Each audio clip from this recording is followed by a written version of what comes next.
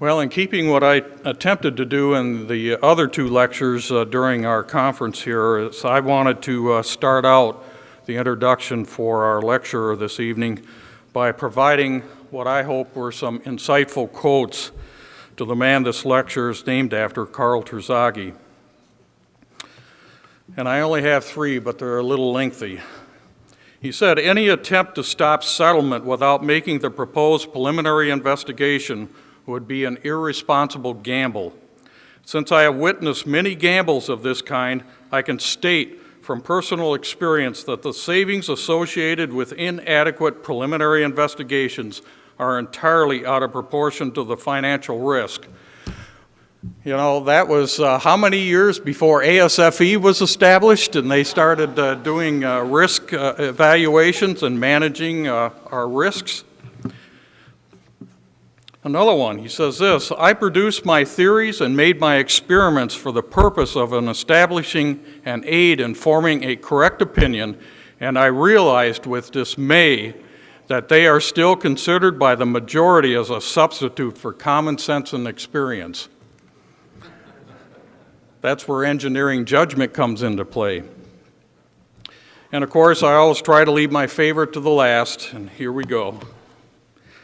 Karl Terzaghi was in the witness chair in a courtroom as an expert witness sometime in the late 50s. The opposing lawyer quoted Terzaghi from his 1943 theoretical soil mechanics book and asked Terzaghi if that is not what he had written. Terzaghi said, "Yes." Then replied the lawyer triumphantly, "The testimony you just gave contradicts what you wrote, does it not, Dr. Terzaghi?" Those who knew Terzaghi in the courtroom were hushed into disbelief until Terzaghi replied, "Sir, do you think I am such a vegetable that I have not learned anything new since then?" Now, talk about lifelong learning and continuing education. Here it was from one of the masters, the pioneers of the geotechnical engineering profession. And with that in mind, I too hope that I will be able to learn something tonight as Dr. Terzaghi did, as he did since he wrote his book.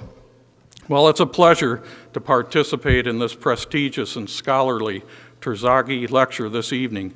It was instituted by the ASE Board of Direction in 1960, and it was established what is now the Geo-Institute in honor of Karl Terzaghi. Annually, the Geo-Institute Board of Governors recommends a distinguished engineer to deliver the Terzaghi Lecture. The 47th Terzaghi Lecture is Dr. Ken Stokoe from the Department of Civil and Architectural Environmental Engineering at the University of Texas at Austin.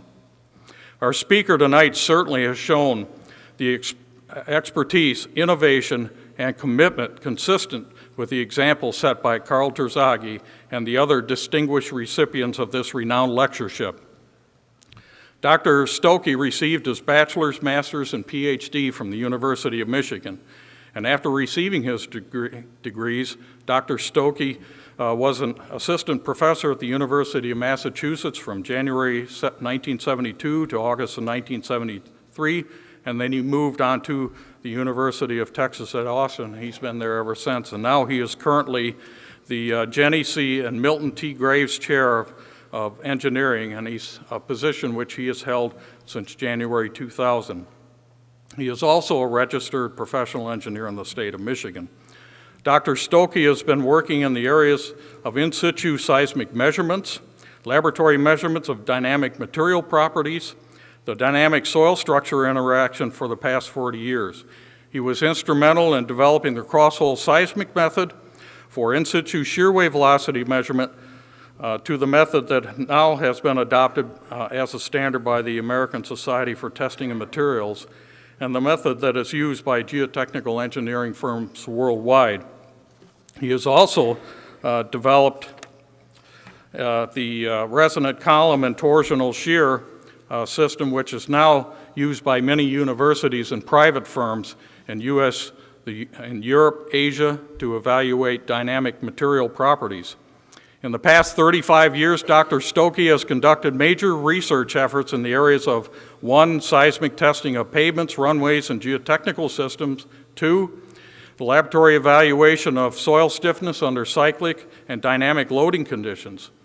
He and his colleagues have developed the spectral analysis of surface waves, or SASW method, for testing geotechnical and pavement systems and structural components.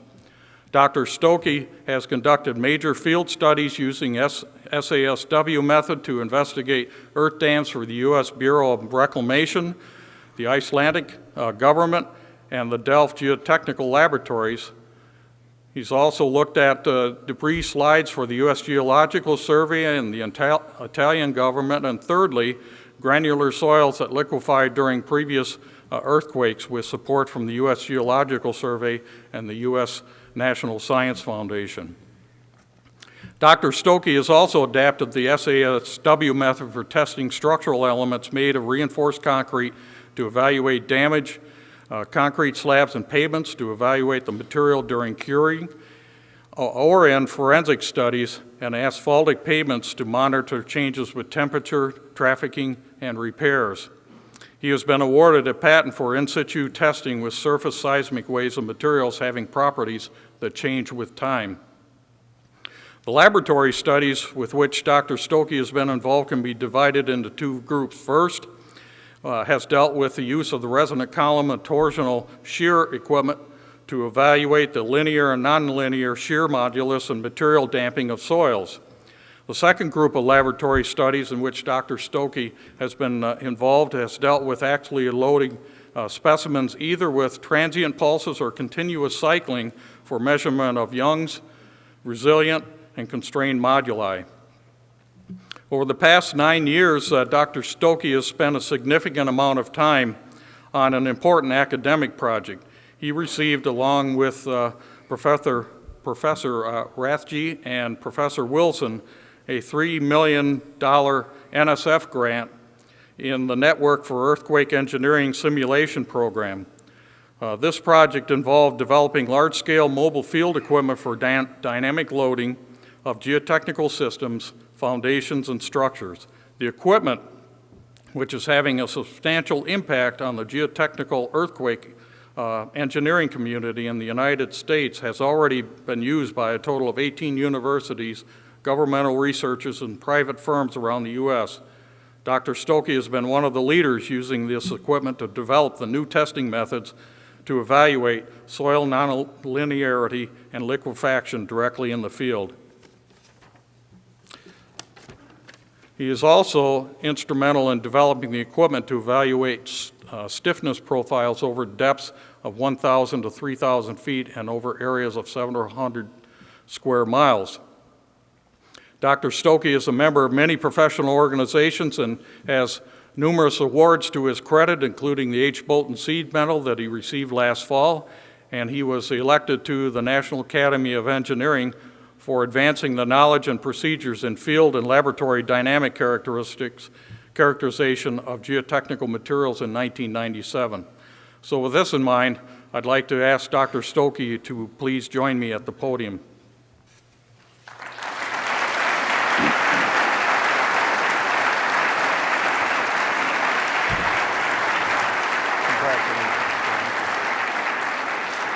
Go ahead and take a picture.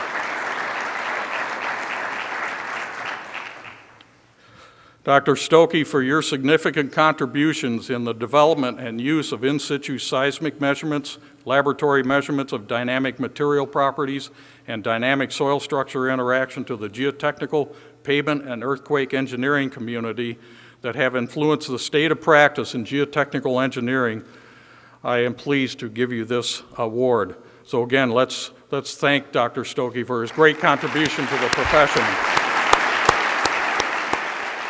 Well, I, like the rest of you, are looking very forward to Dr. Stokoe's lecture on seismic measurements and geotechnical engineering. Are you sure your talk isn't as long as mine?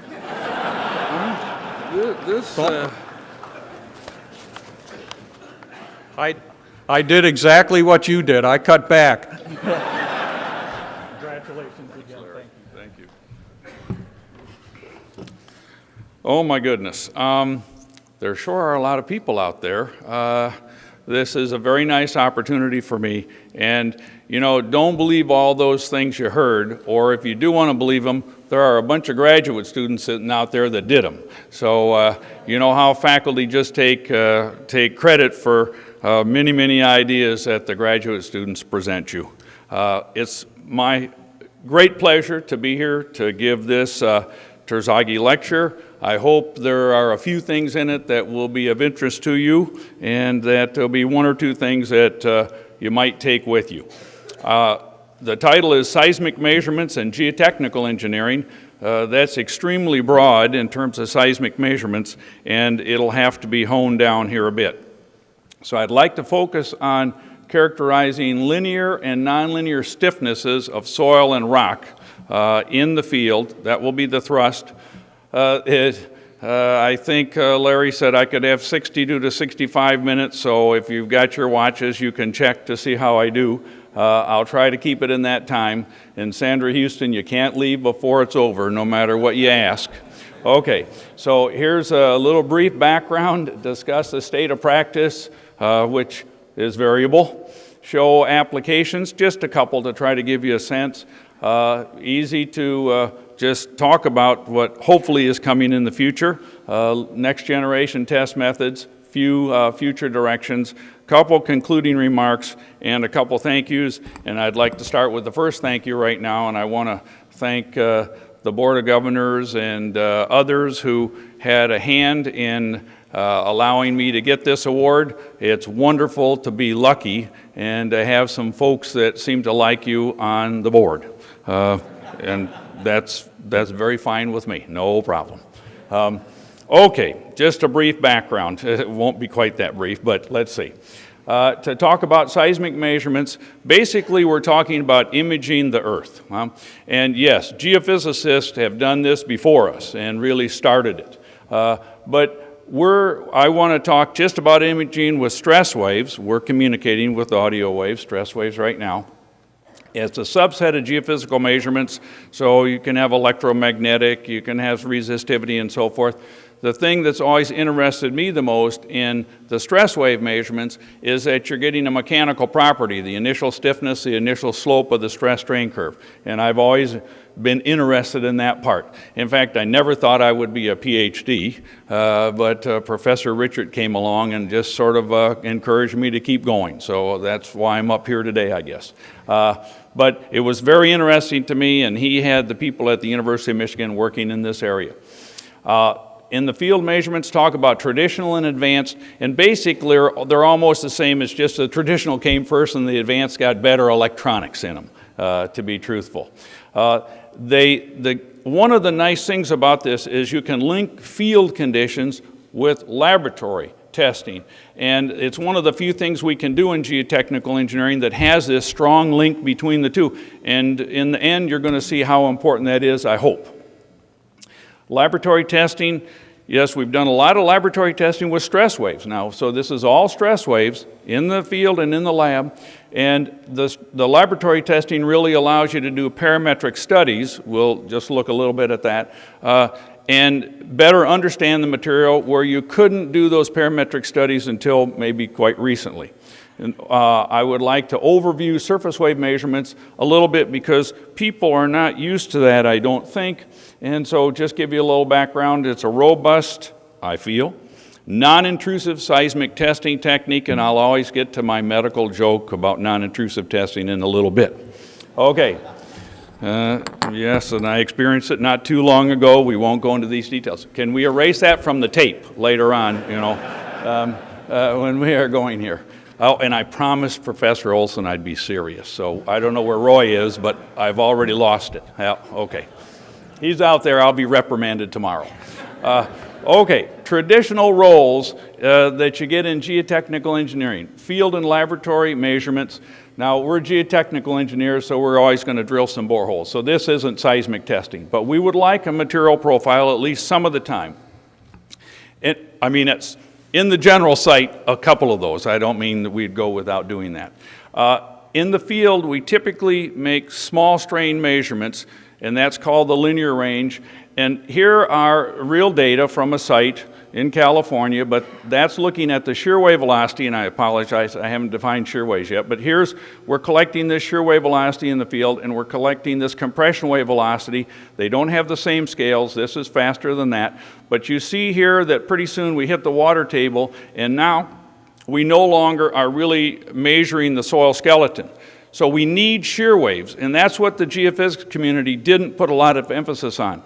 So we need shear waves, and you can see, it may not be apparent, but yes, there's a little jump, but that's because of material changes. But this is still the material skeleton. This is all soil, and we get a good handle on that. That's why we do this we concentrate on shear waves a lot. In the laboratory now, the parametric studies, this would just be one parameter that's varied. So here's shear modulus versus log of shearing strain. That means it's going over a lot of cycles. I'm also talking to my grandchildren, by the way, who are sitting here in the front row. So if you don't mind, from time to time we may have a little conversation between us. Okay. They all nodded yes. Okay. So they like to go to Hawaii. This is why they nod in situations like this. Okay. Sorry, man. And Carolyn. And so here's shear modulus versus log of shearing strain, and you see the curve here where it's constant. So that's Gmax. Gmax, or G naught, is related to shear wave velocity squared. So here's our shear wave, and we're going to really get this out, and we'll get it out in the lab as well. And then you see the nonlinearity, so the decrease in stiffness of this material. Very important in earthquake analyses, and we just have to turn on the television to see how important earthquakes are these days. And damping, also another parameter that's regularly measured in the lab that we aren't good at yet in the field is material damping, so the dissipation of energy. And down here at small strains, it's a minimum value, and then it will increase with strain amplitude.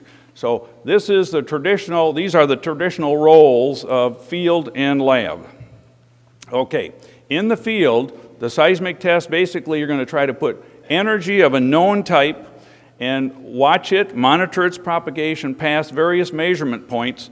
So you want to know the waves that you're putting in, the wave type, and you want to know the distance that they're traveling and calculate the velocity. You might make measurements, I might make measurements, they might make measurements, we might use different techniques. They should all be basically the same in the field because strain amplitude isn't going to be important to us, so it won't matter. We're all in the very small strain range. Now the definition of compression and shear waves. So a compression wave, sorry, I always have to go back to this. A compression wave, a P wave, means it's a primary wave. It's the first one to arrive. It's the fastest velocity. It has particle motion. Here it's horizontally propagating. I'm horizontally propagating my compression waves out to you, audio waves. Here it's horizontally propagating. The particles are moving parallel to the direction of wave propagation, so you're distorting the material in a constrained fashion. That means in the, let's call this the X direction, it's moving. In the Y direction, in and out of the plane of the board, it's not, and in the Z direction, it's not either. Okay, we measure velocity and calculate a modulus. These are my big equations. Total unit weight of soil divided by the acceleration of gravity times P wave velocity squared. Shear waves are more complex because if you have a shear wave propagating horizontally, it can have particle motion perpendicular to the direction of wave propagation. So it can be in any direction in this vertical to rotating around to horizontal. It could be coming in and out of the board. This is in the vertical plane, and you see the distortion. There's the shear wave velocity, and same basic equation of mass density, unit weight over gravity, times the shear wave velocity squared to get the modulus. And what that represents is this is an initial loading curve in shear. So here's my element, and it's being sheared. It could be being sheared by an earthquake propagating up here, and it'd be nonlinear. But at the initial start of that curve is Gmax. So that's the tangent modulus, and it's always getting us going in the right direction in all of our modeling. We've got to start some point, and that's the starting point. Now, the testing that's been done, and these dates, you know, if someone wants to argue in the audience about the dates, that's too bad. This is Stokoe time, huh? So there's no argument. We won't talk about graduate student time at Texas. Watch it. But they can argue about that. That's graduate students.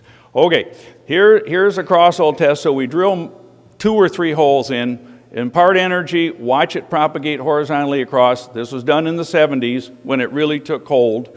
And you do it at multiple depths. That's what all those data points were in terms of the shear wave velocity or compression wave. So P or S, compression or shear. In the downhole test, it's an easier test, or certainly it's a cheaper test, because you only have one borehole, and you're putting the source up here and making measurements at different depths to try to get that profile. Now, things were improved, and the seismic cone penetrometer came along. Peter Robertson is in the audience, and Paul Main. They can talk you to death about this one test, so we won't go into this. But I need to look out to see who else I can zing that's out there, just as I'm going along. No, very good friends, and they've done very fine work. And what you have with the cone penetrometer and the seismic cone, you've got sensors in here, and as you're pushing it down, you're measuring multiple measurements, that is multiple quantities. You're looking at the strength of the material, you're getting a side friction trying to identify material type, and you're also getting seismic tests. How could a test that measures more things not be better? Sure, the more measurements you make, the happier you are. So that's a real benefit of the seismic cone penetrometer test. And basically it's just been adapted from the downhole test. Continuing in the advanced methods, and meaning they doesn't mean they're any better, it just means that they've come along more recently and use more sophisticated electronics, which of course the traditional use more sophisticated electronics today too. But in the 90s, there was surface wave tests were started, spectral analysis of surface wave tests. This is one of the errors that I have made. Never make an acronym with 4 letters. No one can ever remember it, huh? It was silly. I thought, oh boy, I can, you know. Every time this is introduced, Larry, you did a great job there. It gets screwed up. But anyway, spectral analysis of surface waves, and you're vibrating here and watching it go past the points on the surface, and again, it's a non-intrusive. It's a Rayleigh wave. We don't worry about this, another wave, but it's mainly shear wave energy, and we can get shear wave profiles out of it. We won't go to the medical business because of the recording. So PS suspension logging is the other one, and that's a wireline tool. This is very good for deep profiling, as is SASW. Or, you know, and I don't mean to not mention other surface wave techniques. There are other surface wave techniques out there that people are using, and this is just the one that, of course, I'm the most familiar with, and we're just going to go through, but it's not meaning that this is the only thing that you can use at all. Okay, back to suspension loggers. It's in a fluid-filled borehole. It's a wireline tool. You lower it to the bottom and bring it up and make measurements. Source and 2 receivers are up here. It's just idealized this way for very localized measurements. So you can see this is the most global measurement that's made. This is the most localized measurement, and that will have an impact. In the laboratory, we'll just talk about the resonant column, not combined, just the resonant column. So here's the soil specimen, and it's being excited in torsion, and basically you're finding the resonant frequency. It's just ringing a bell.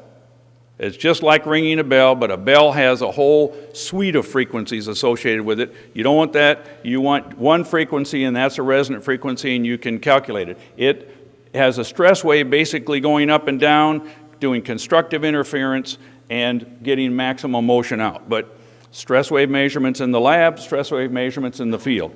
Now, in the lab, you can look at how shear wave velocity or shear modulus, just rho v sub s squared, if we wanted a modulus here, versus confining pressure. This is a log-log plot, but this just shows a compacted silty sand in the over-consolidated range and the normally consolidated range, how confining pressure affects this material. Here's damping now, again, because we can make damping measurements in the lab, and that's where it's so important. So here's damping and how it decreases with confining pressure. Shear wave velocity increases with confining pressure. We're going to use this graph more times during the lecture, even looking at field analyses, because it's very helpful to use this to look at the shear wave velocity profile rather than just looking at it versus depth. You'll see things in the profile you can't see when you just look at it versus depth. Also in the parametric studies now, this is at one of those confining pressures, you did linear and nonlinear measurements in terms of modulus, linear and nonlinear measurements of damping. So the parameter that was studied here was simply strain amplitude. I need to stop right here and say, running out of space, I want to apologize to some students, former students in the audience, because there are free tests that could be made in the laboratory. There are piezoelectric crystals that could be made that are used in the laboratory. All of those are very valuable too. It will be written, but just in the time that we have to present, I took those out. My apologies.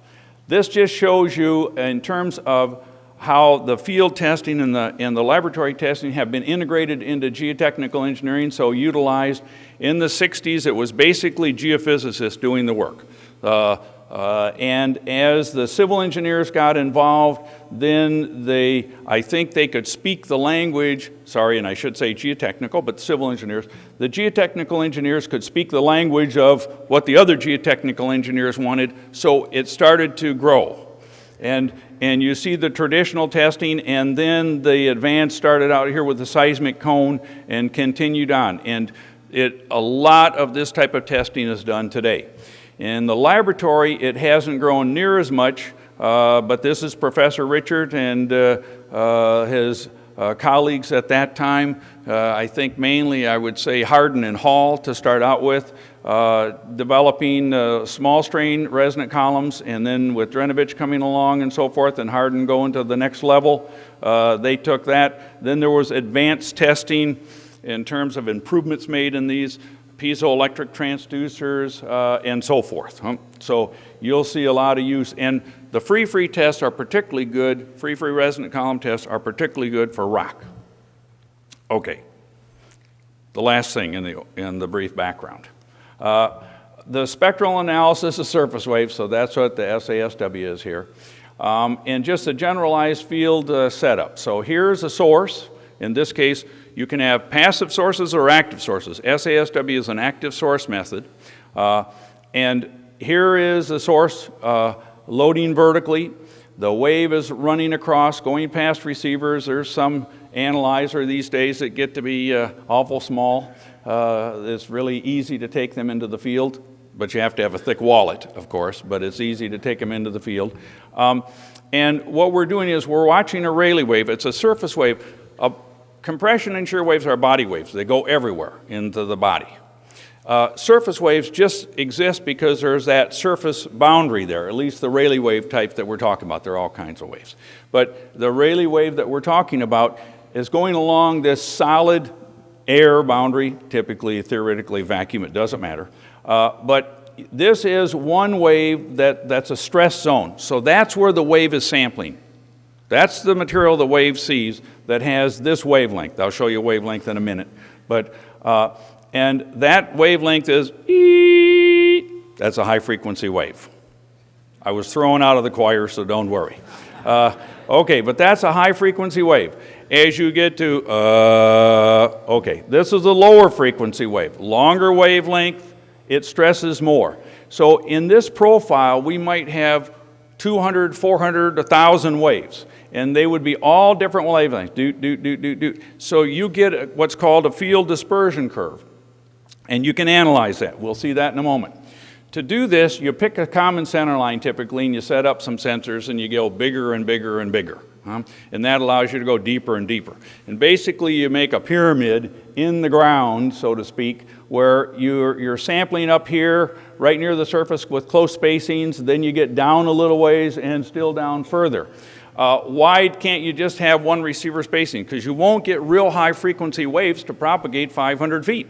They disappear. The earth eats them up. So you can't do that. So you have to look at this. Any other technique has the same problem with surface waves. They may not all acknowledge it. Here is a toy. Okay, men, we recognize that, right? We've all been in Liquidator. You want to impress your grandchildren, you just take them out and set them in Liquidator, let me tell you. Okay, don't tell them that you drove Liquidator, though. Okay, you weren't insured. Okay. Here's Liquidator, and this is part of the Network for Earthquake Engineering Simulation. And any one of you can use Liquidator. It's for shared use. So all the equipment you're going to see here is for shared use. You have to have the right color money, but it's all for shared use. The cheap one is NSF money. It's hard to get, but we'll run all this almost for free. If you're a consultant, we make a lot of money off you. This is expensive. Okay, so here's Liquidator. There's one in the world, and it generates down to very low frequencies and works very well. This just shows you one set of data, starting with spacings of 5 feet between the receivers to 1,600 feet. So here's a wavelength. That's a sine wave, and that's one cycle. That's a wavelength. And now here we're plotting wavelength versus velocity. Don't worry about the type of velocity right now. Wavelength versus velocity. And you can see we're going through many log cycles from a 2.5 foot long wave to a 2,800 foot long wave. That's collected in a day. Then you come and you match this with a theoretical profile that assumes horizontally layered material, so that can be an approximation of what's really in the field. You always have that when you do non-intrusive testing. You know, the medical business doesn't just like to go along one surface of you, huh? If they image you, they like to go all the way around you if they have to. We don't have that luxury. We have a more difficult problem, a much more difficult problem. Okay, so here we are, we're trying to fit the light blue with the yellow, and when we do, we come up with a shear wave velocity profile. Now, in the fitting, it's going to seem stair-step to you, but that's only because that's a theoretical analysis, and you can only have so much resolution, and your resolution starts to decrease as you get deeper, of course, huh? With the non-intrusive testing. So you can think of this, you can just put a line in through all that if you want to. I don't care, whichever way you want to look at it, but don't be bothered by the stair steps. It's not meant to be exactly that stair step in the field. It's more of a continuous function. We'll see when it isn't in a little bit. State of the practice.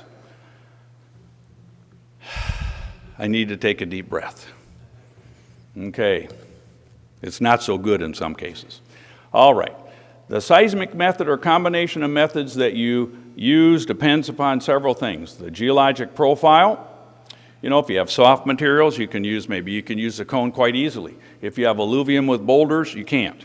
So you're going to just look at that. The spatial variability, maybe you want to do some localized stuff, maybe not, and so forth. Overall profiling depth, because we're going to talk to depths, you heard 3,000 feet.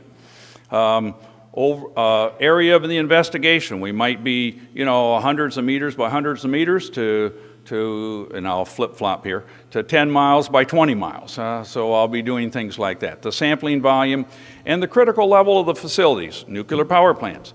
In a nuclear power plant, you typically will have 2 different methods that are used, and it's best if they're used by separate parties and there's a blind comparison done. You have the most faith in that sort of recording. And I'll show you some blind comparison here in a bit. In terms of profiling, 20 years ago we wouldn't have said this, but profiling depth divided here into 250 feet is shallow.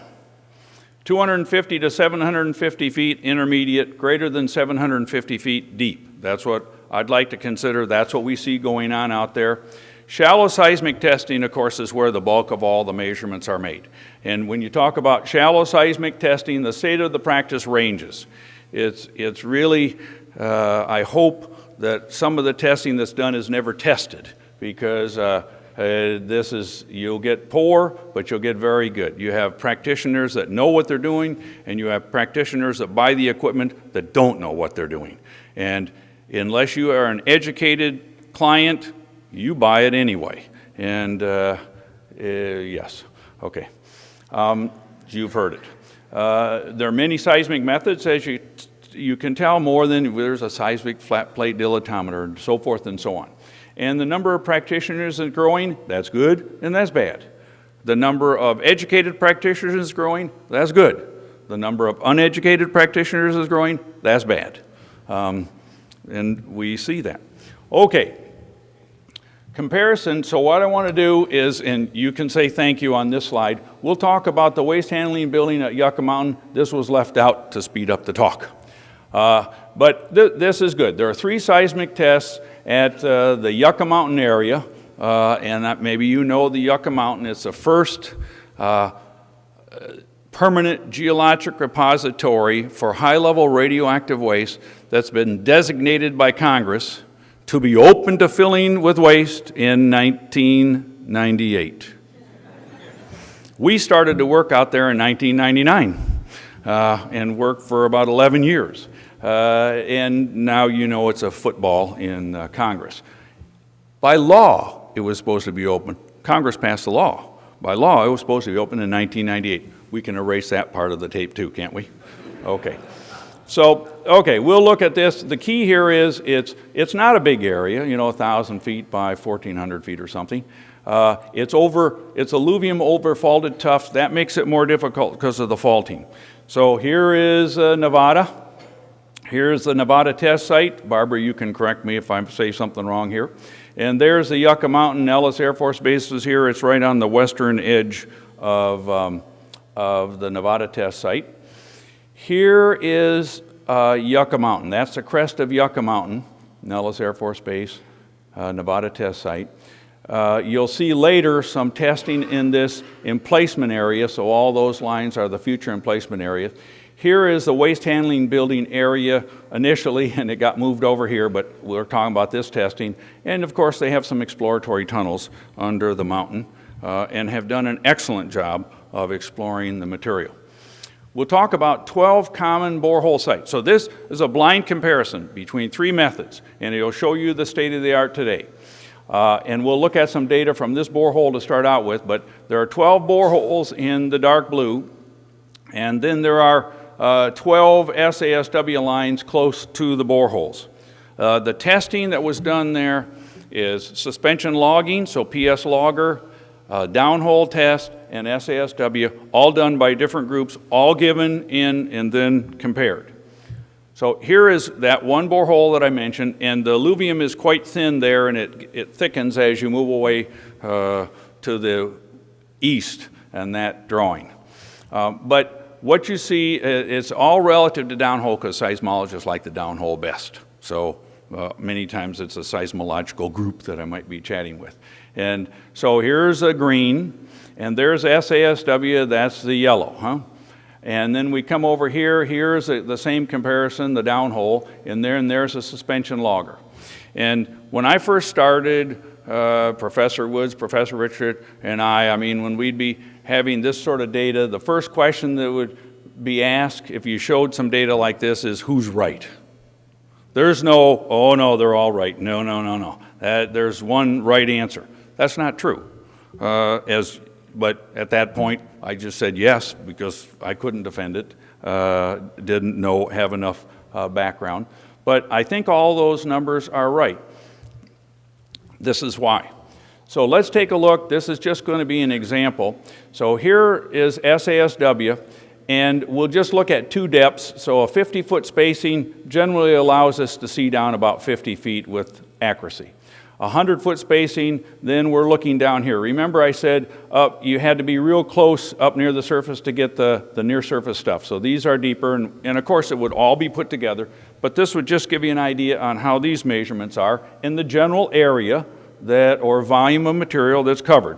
So some in and out of the plane of the board. This is the downhole test. So the downhole test is very close to the borehole, so I've added a borehole in here. And the downhole test is very close, and you see that it is quite localized, huh? It's not over this whole area at that depth. There's a suspension logger. By the way, it is to scale. Okay, so this drawing is drawn to scale. And there are the 2 receivers in the suspension logger, and that's basically where all the data is being collected. So remember I said a faulted area, we've got alluvium that's varying and so forth. So it gets to be quite complex. So here are 12 profiles from SASW testing. So they're in the gray lines right here. And what you also see is, well, this tells you the number of profiles. So you can see there are 12, and then we weren't supposed to look deep, but I mean, with graduate students, you know, there's cheap labor. So, you know, we start going deeper and we do a little more than we said we should and so forth. So when you guys get an advisor in college, let me know. I'll talk with them so this won't happen to you. I hope I'll still be alive. And then I have to say thank you to this group sitting over here, a lot of former UT students. Thank you very much. Okay, so here is a median profile, and basically that's the 16th and 84th percentile log normal distribution. It's the bulk of the data, okay, is what this is to show. But you see the number of profiles decreasing with depth, that's typical. But here you also see like the variability, the coefficient of variation, which is the standard deviation divided by the mean. And you see small numbers in here. That is, you see numbers like 0.1 to 0.2. Up near the surface, bigger because it gets more variable. Down here, it really gets more faulted, and we don't have much data, and you see it jump up. But that would be a typical set of data. What we want to do is they'll be similar to the different data sets. So with the downhole and with the suspension logger, it'll be similar. But what we'd like to do to see how well things are working is to compare the median profiles, and that's what you're going to see. So here's the median profile from SASW, the yellow, the median profile from the downhole, and this is with properly aligned data, just because sometimes it's hard to make people understand when you use big words. This is red apples to red apples comparison, huh? Okay, and you can have red apples to green apples. You can have apples to oranges. I mean, you can have lots of different comparisons. The typical ones are apples and oranges out there, in fact, and then they say something's wrong. It's because the people doing the data analysis weren't careful. Okay, well, if you're careful and you align your data sets, you'll see good comparisons like this. Remember, that was an earlier slide. Data is in here from the earlier slide where we thought something was wrong. That happens to do with the variability at the site, the global nature versus the localized nature, but that more or less cancels out when you get enough measurements in there, huh? And that's what you're seeing here. Okay. There's the downhole again and the suspension logger. And yes, the suspension logger seems to be biased a little bit in this more rock, okay? That's quite variable and there's fracturing, but I think that's because of the very local nature and the body waves right near the borehole that's not bad. That's, in this blind comparison, that's what was found. We don't find it all the time, but you see there's more variability here, and the suspension logger, just like you would expect because it's over that small distance. Okay, so that says all those measurements were right to me. Okay, and so in conclusions, by the way, I don't want to lose you, and I do have some conclusions that I'd like you to take home. So we're having conclusions in the middle of the talk as well as at the end. Okay, so many seismic methods are available, because this is only 2 of 4 parts, so don't get your hopes up that you can leave. Okay, many seismic methods are available. Good agreement is found between the median V sub S profiles for common site and common depth comparisons, red apples to red apples. Differences between the median profiles are due mainly to sampling and geology. And I think that's, we have lots of data to support that. For exploration areas with common parent material, covering small to large areas, remember I said 20 miles by 30 miles, you're going to find this. COV of soil and most of the rock that we have tested ranges from like 0.1 to 0.2. So when you see higher numbers than that, you're mixing things. And a 0.15, in fact, when I gave this basics, a lot of this material in the past, my numbers were higher. I'm getting more aggressive now the more information we get, huh? So we're lowering it. But we can, Kramer is going to get after me if I'm not right, so I'll be able to defend myself here, so hopefully he'll quote me at some time in his book. Did you get that pitch? Where's Steve? He's out there. Oh, there he is. Yep. I see the reflection. Oh, I shouldn't talk. These are very nice people, by the way, if you don't know that, or I wouldn't ever say anything like that.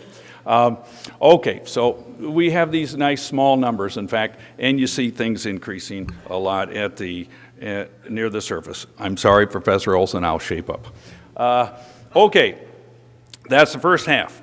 Now the second half, I'd like to show a couple applications. It won't be a lot, and just with the traditional, we're not talking about the next generation yet, but these testing techniques that we've talked about up to now, the seismic techniques, are used to characterize site, layering, variability, soft zone, stuff like that. They're used to evaluate stiffness properties for static and dynamic analysis, and absolutely, so, Maine's out there and he likes to use this for doing, Paul Maine does for doing static analyses of foundations. So does Professor Olson, Paul. He's into it big time now.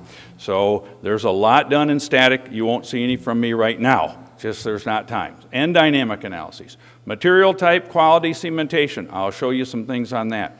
Monitoring processes, compaction, consolidation, grouting, and so forth. Liquefaction evaluation, we'll look at that. We'll show the link between the field and the lab. And just so that Larry Olson didn't get too upset with me, I wanted him to know that yes, there is integrity testing of foundations. I know about that, but I said the focus was on soil, so he'll just have to wait. Let's talk about dam investigation, and I really owe Professor Idris for this, so he knows all of this. A dam investigation and looking at the quality of the alluvium in and beneath the dam. So here's a dam, a Dillon Dam in Dillon, Colorado. It's on a natural alluvium. The upstream shell and the downstream shell are built with that alluvium after the big stuff has been sieved out or separated out. I mean big stuff like this in the alluvium. Not that much, but it gets that big and a lot of cobbles. And of course we've got an impervious in quotes, core to hold the water back. And the question was, or a question was, is this maybe loose material here? How well is the shell compacted and so forth? There will be several questions we'll try to answer. So here is the dam. And I can tell you at my age, walking up and down that takes a lot of work. That's why I like to have graduate students out there in the field. Okay, can you run up there and move that receiver? Here's our seismic source and in the various testing we were doing. Drilling was done, but it had limited effect because of the difficulty of the material, as geotechnical engineers in the audience know. You can see cobbles and maybe getting to be something like boulders around here. So in the dam, that was the bigger stuff that they didn't separate out until they were compacting it, and then they would roll it down the face of the dam. So it gives you a sense for the material. That's tough to test. That's exactly why SASW was developed, for testing that sort of material. Okay.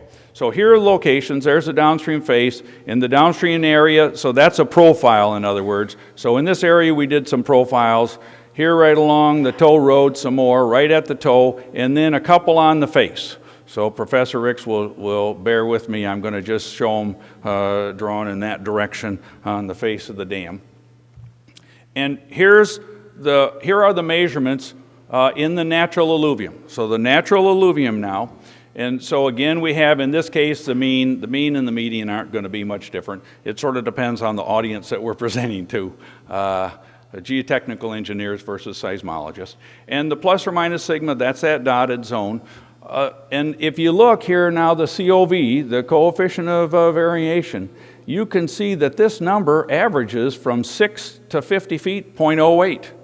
It's tiny. This is natural alluvium. Keeping in mind now, we're sampling over a pretty big volume because that's what SASW does, so you got to keep that in mind. But it's working beautifully, and this just shows you the number of profiles, which were about 20. Huh? And there were some disturbed areas, and I don't want to put the disturbed areas in with this, so that's why it varies a little bit here near the surface. Okay, so let's see how the downstream shell, but near the toe, compares with the natural alluvium. So this line right here in yellow is that dashed line in gray. That's the natural alluvium in the tow road and downstream. And the yellow comes from those tests in the dam. So the yellow part here is the dam, and the yellow part here is below the dam and the natural alluvium. And they fall right on top of each other. Now, don't think that there's something wrong because there's a hitch here where we go from the dam to the natural alluvium. Remember, that's just how, as you get deeper, you automatically make the layers thicker, and it's similar depths. That's why that happens. So you could just put a line through there, and they agree very well. So let's take a look at this 1,000 feet per second. The natural alluvium is stiff, very stiff, hence it's dense. Okay? The compacted alluvium in the dam is dense and similar to the natural alluvium. Now, because of that also, because these two lines are together, that also means or gives you evidence that the natural alluvium is not cemented. There's no loose zone under the toe, that's right in here. And the average COV here is low. I just like to use this number now and not worry about the exact number. Thinking of the liquefaction triggering of this material. This just shows you cyclic stress ratio from an earthquake. This is getting further and further from the earthquake getting closer and closer to the earthquake as it gets bigger. This is overburden stress corrected shear wave velocity. We won't worry about that, but that's just corrected for the depth. These are sites that did liquefy in previous earthquakes, and they're sandy sites, not alluvium. This is no liquefaction over here, and we'll look at this curve for triggering, and we'll just pick a big number. So we'll pick the peak number. That means, you know, if you had a small earthquake, it wouldn't have to be that high a shear wave velocity. You have a big earthquake, well, the shear wave velocity's got to be a much stiffer material, much denser material. We're going to use the densest that we can get off this and see how it fits. Okay, here's the overburden stress-corrected shear wave velocity, and Professor Idris, we've corrected it to the right thing for gravel, just for the record, so 0.32 now. And you see here that that's a vertical line, basically.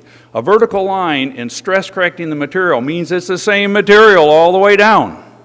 Oh, there's a good indication that this material is the same all the way down. You also see, here's that triggering line that I said, the highest value, and it shows 715 feet per second. It's 1,000. This dam is in good shape. I didn't say what was built on it was in good shape, because I don't know what the structural engineers did, but from the soil's point of view, it's nailed. Sorry, that was sort of a yes. Okay. We won't say. Okay. Comparison field and lab. Now, remember I indicated early in the resonant column test, we looked at parametric studies in the lab. Well, this is looking at the exact data that you saw in terms of shear wave velocity versus confining pressure. Of course, you got to assume a K0 when you say confining pressure. But this is downstream, so we've separated out downstream using a K0 of 0.5, and there's all the data right there. Now, we can put a best fit line through that. It says that's the shear wave velocity of the material at 1 atmosphere, mean effective stress, whereas the other one was normalized according to vertical effective stress. There's the shear wave velocity, there's the coefficient, and that's an excellent fit. Here's what we would predict for sand and for gravel, dense sand and a dense gravel of a particular type, so a uniform sand and a well-graded gravel. And the gravel, you see that they're parallel, and the material is a little stiffer in situ. We don't think that's due to cementation. We think that's due to the big particle sizes. I mean, particle sizes like this, and that's exactly what Mung's equations would tell you, except they don't go that far out. So we're working on that. But it fits with what we think gravelly, cobbly material should do. So we think that's just because of the large particle sizes. But this is a very nice way to look at it, and that's basically putting a parabolic fit, that equation, through that material, and you would see that it would fit very well. Okay, next case, looking at what's being done these days, I think, with shear wave velocity profiles. The next one, shear wave velocity profiling on the Big Island of Hawaii, had no trouble getting graduate students to volunteer for this work. Huh? In fact, Teresa, our administrative assistant, who's sitting in the front row as well, and we've been together for 30 years, almost. Okay, she gets to go to the dinner tonight too, of course. You know, we have to take care of people that are so valuable. Okay, back to the Big Island of Hawaii. This is a map. By the way, it was shaken by 2 earthquakes in October '06 and caused quite a bit of damage. And so then Ivan Wong got funding to go over and do some measurements, but certainly made some predictions first and then did some measurements. It's always good to do measurements first. Okay, we'll get to that point. Okay, but here are sites where we did SASW testing. Professor Cox was the workhorse there. And those are strong motion stations. They did it where they've recorded them. Now, what you see on the Big Island, okay, that color is supposed to be that color. That's basalt. This is just the topography, huh? That's basalt. So basalt, by most people's, by various standards, it's stiff, it's rock, huh? Okay, so most folks would think that, not necessarily us, but others might think that the shear wave velocity is above 2,500 feet per second. If you walk along a road cut and you see all the fracturing in the material and you see all the voids, you wonder how in the world can anyone think it's 2,500 feet per second? But I might have made the mistake. Now, if you go out there and you take a little core like this, you can get stuff that's more than 2,500 feet per second, probably more than 5,000 feet per second, by the way. But that's not what the mass moves like. That's not what the earthquake is shaking. Okay, so keep this in mind. 19 of the sites that we tested at have that high of velocity, they thought, when they went in. And that's in the top 100 feet, by the way. That's VS30 for those. So here are the test sites again. And those are all the shear wave velocity profiles at the test sites. So there are 22 profiles, and you see 2 that are soft soil. That's those right there. So we'll just set those aside. Those are easily identifiable. We're not going to pay much more attention to them. And they didn't think those were 2,500 feet per second either, so that's not a problem. Here are the other 20 sites, 19 of which were thought to have shear wave velocities greater than 2,500 feet per second, but they didn't have any data, so we have to be fair here and kind. And so here is the median shear wave velocity profile. There's, you know, the bulk of the data between the dotted lines. There are the number of profiles that you see.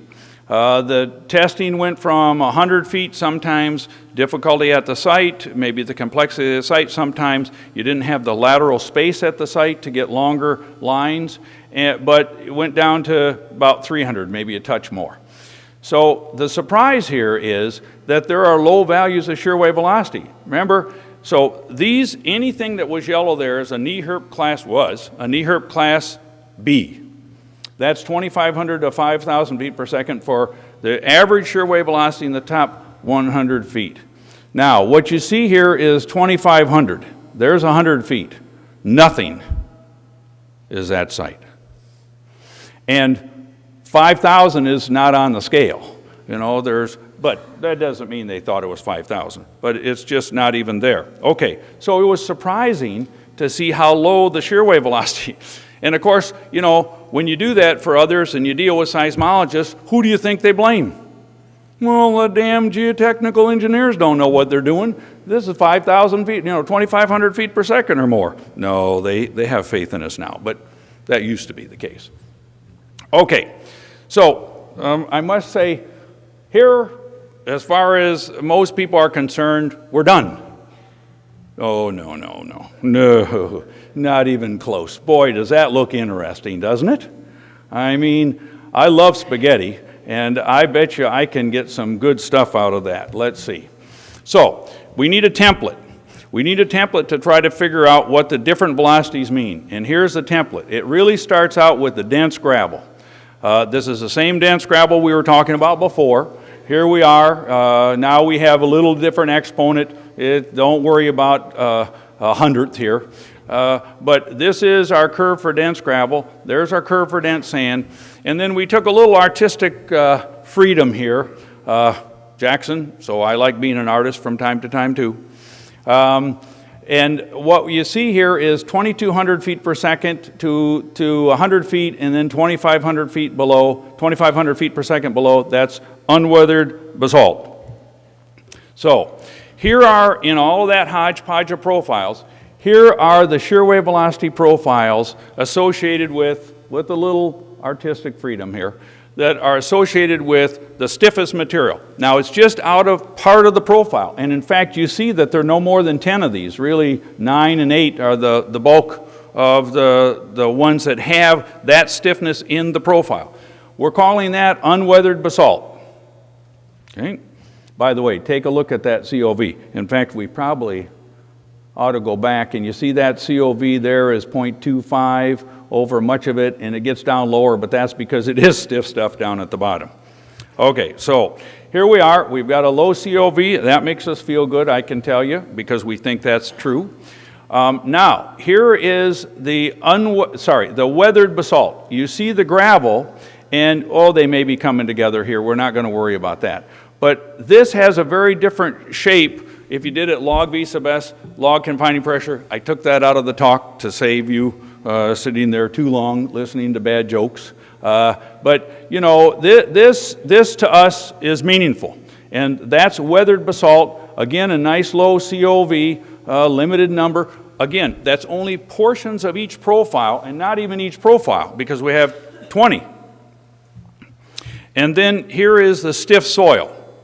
So this is classified as stiff soil. It looks like, I don't know exactly what it is, but it looks very much like a dense gravel, density of about 95% we would say. And so we're going to call that stiff soil. Can you imagine what the Bulletin of the Seismological Society of America reviewers said when they saw this? You know, we don't believe any of that stuff. Prove it. You know, go get us some borings. There are no borings. You know, there are no borings. And the reviewers accepted that. So that was nice. They were generous. Let's take a look at the interpreted profiles now, because at every one of the sites, interpreted profiles were generated. This is Pahoa Fire Station. This is Mac Farms. I hope I'm right, Brady. And basically, this is a fire station. Notice those are both on yellow.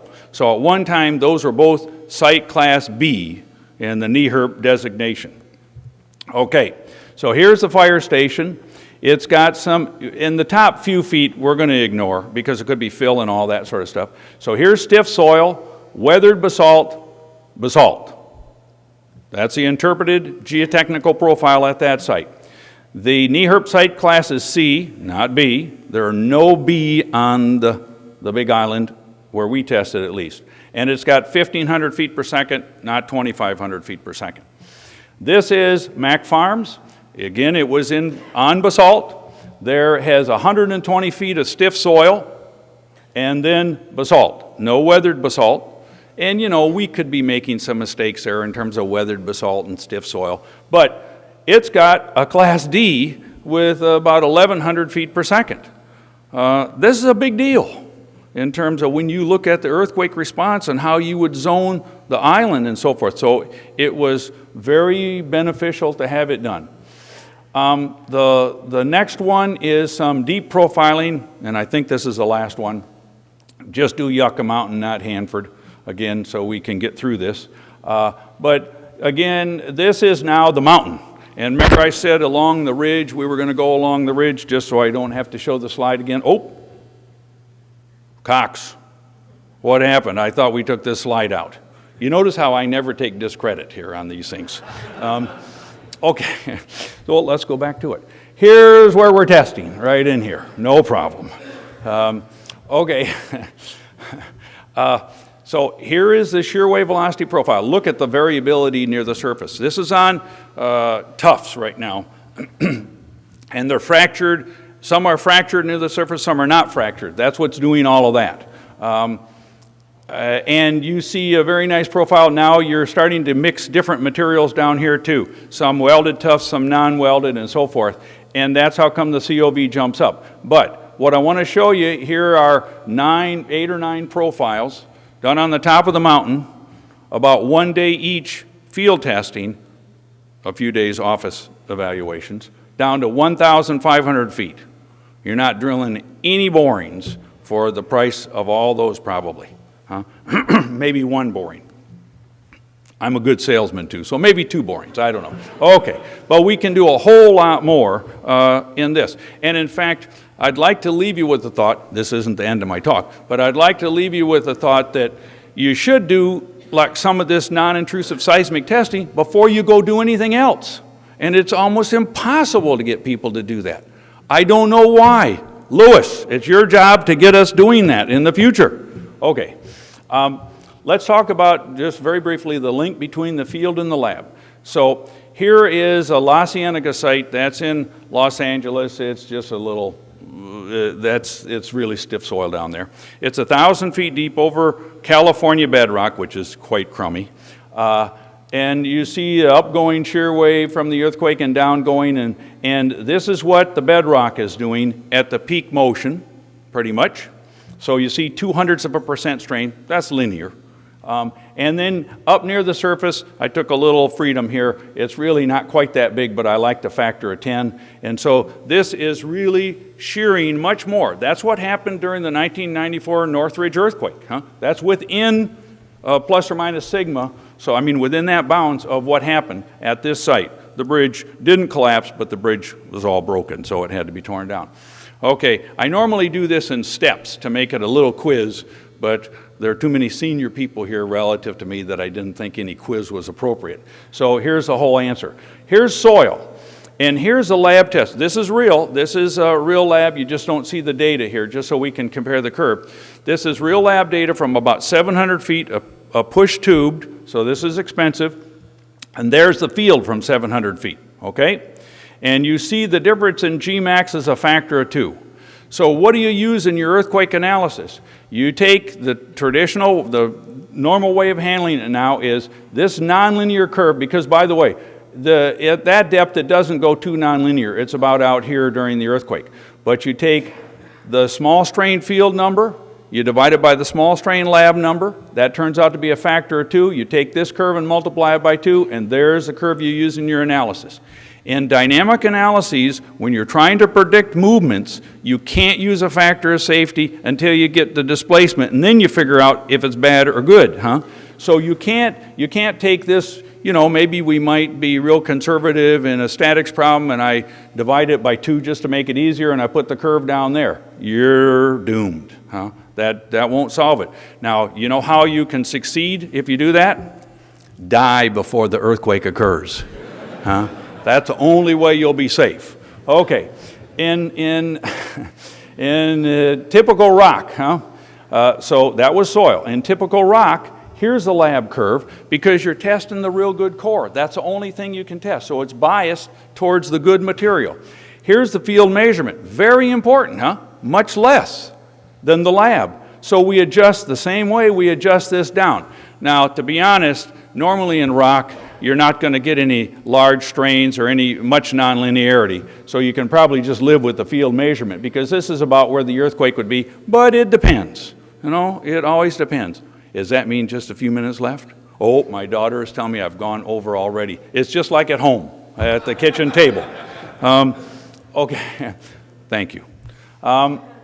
This just shows you the trend. This is the difference between the field and the lab, and it's well correlated with the field velocity. Well, if you call that well correlated. It correlates with the field. That's the best correlation that we could find. In rock, it's just the opposite, right? This starts at real soft soils, it's 1. At very stiff soils, it gets to be like a half. That's velocity. That's a factor of 4 in modulus now, okay? At small strains. Here's rock. At real high velocities, 10,000 feet per second, is 1, because this stuff doesn't have any fractures or anything in it, huh? And as the velocity slows down, that's a factor of 4. In velocity, that's a factor of 16 in modulus. It's huge, huh, the difference. So you have to be very careful. Next generation tests, it'll be very fast. You could do stress state studies. You can now in situ. You can do strain amplitude studies. You can do liquefaction studies.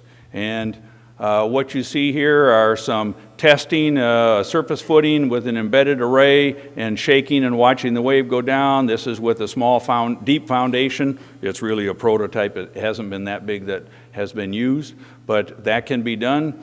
Here, testing is with the foundations. This is out at Yucca Mountain. So you can see I was very pleased with Yucca Mountain. It's put quite a few graduate students through college and has paid a lot of tuition at the University of Texas. So here's Thumper. This is another one you can get. Remember, we had Liquidator, now we have Thumper, and we have T-Rex. But we also have Raptor and Rattler. We won't get into all these. But these are shared use. You can use them. And they were built for you to use. Okay, and they're shaking the foundation. And this just shows you, this is some real data, shear modulus versus shearing strain. Not out to real large shearing strains, I admit, but there's a nonlinearity in the field of this cemented alluvium. We didn't have data on this before, ever. This is cemented alluvium. That's what you'd predict for gravel as your best guess.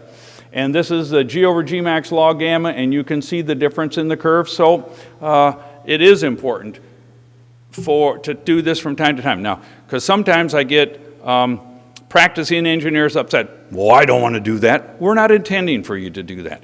This is only in cases where you really need to know things about the material and you don't have any information. So this is trying to advance the state of the art so we better understand our materials, and where we understand it well, no problem.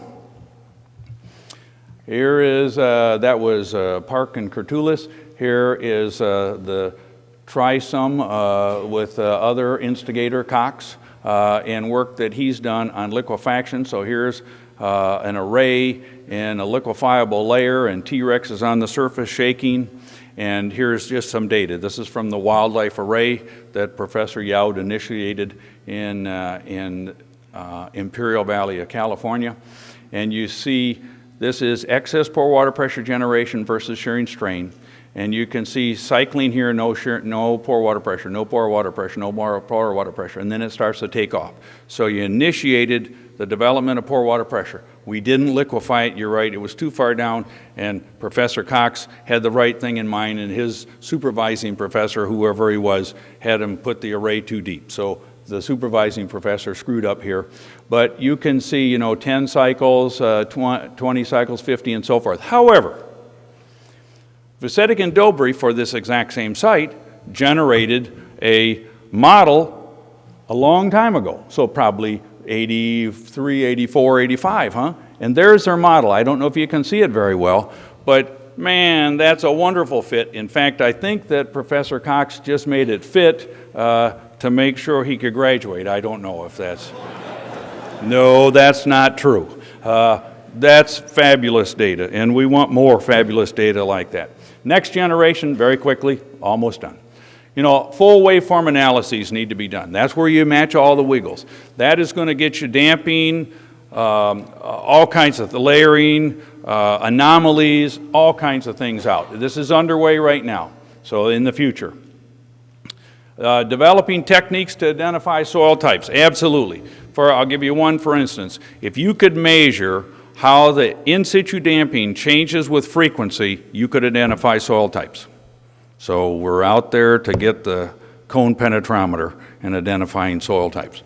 Okay, suites of geophysical tests. That certainly, if you can do multiple tests, that's better than one type, combining Rayleigh and Love. I think you need to start to investigate, we get so many questions about constrained modulus and damping and stuff like that. Laboratory measurements, we need to go to higher strains for sure. We need nonlinear models of the test specimens to better analyze the data. It'd be delightful to develop capabilities to measure constrained behavior in the lab, and we don't, and we need to improve the automation. And like Professor Luke has done at the University of Nevada at Las Vegas, gamble. No, that wasn't it, sorry. She's educating us, she's not gambling. Although we have been to the blackjack table before, haven't we? I thought so, yeah. I lost the money, by the way. She has a very nice educational program where a geotechnical engineer is teaching geophysics to people, and maybe in combination. We do it, I send the students over at Texas to the geophysics department. But I think that's very important to have that done. Okay, concluding remarks. Stress wave measurements play an important role in geotechnical engineering. I hope you believe that. I think this role is going to continue in solving static and dynamic problems of all sorts. The growth is going to involve 4 areas, just mentioned, but so briefly, sorry. Education, integration, multiple methods, automation, we do need to improve, and innovation, where maybe full waveform modeling and so forth, where we do things like that. Okay, I would like to thank my family, my lovely wife who's down there smiling. Thank you, sweetie Lenny, who has put up with me and been so supportive. I sincerely appreciate it. Love you, dear. I don't know. Didn't I already thank you guys? Okay. No, again, okay. I want to thank again the Geo Board for this wonderful honor. Really, I sincerely appreciate it, and I hope I have served you well. There are numerous UT graduate students who have worked mightily. You know that I didn't say for a long time. I wanted to find out some other words, so I used mightily, and they have done a wonderful job. I have supervised 94 masters and 41 PhDs. There are just a few in there, about 6 or 7 to graduate out of that whole pot. But that's my prediction, at least. And I haven't been shot yet, but oh, I got to be careful, huh? I'm in the state of Texas. I am not for students carrying handguns, but let's not go there. If that passes, I want to have Professor Wright in my office with me. That's the biggest laugh of all. Holy mackerel. Steve, where are you? He's out there someplace. Okay. Okay, and Dr. Lin, who's been wonderful, and he's a postdoc, and it's just been a joy to interact with him, and he's helped immensely on these slides. Now, it's not over. This is the last slide. Now, there's a list of people over 60 years old, that I definitely would like to thank. And a couple of them are here. Professor Idris is in the front row. I'm sorry, Professor Rosette is about to be, or maybe is on a plane to, of course, Spain. Dr. Marcuson is in the audience, and he's had a lot of trouble learning about trigger time. Professor Olson is back there, who's been instrumental in my career, and I stayed a short time at UMass because of Professor Olson, who got me to Texas. Professor Richard and so forth in the audience, excuse me. Steve Wright, I hope, is in the audience and is out there, and unfortunately Dick Woods can't be here because his wife isn't well. With that, thank you very much for this opportunity.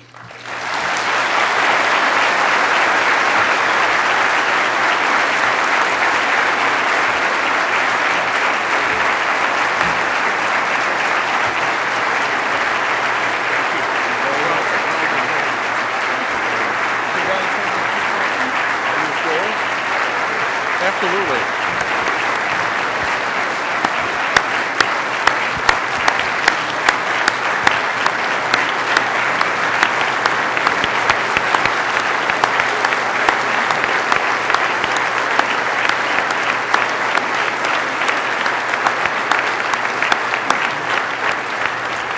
I don't know why you're clapping. I had a lot of fun.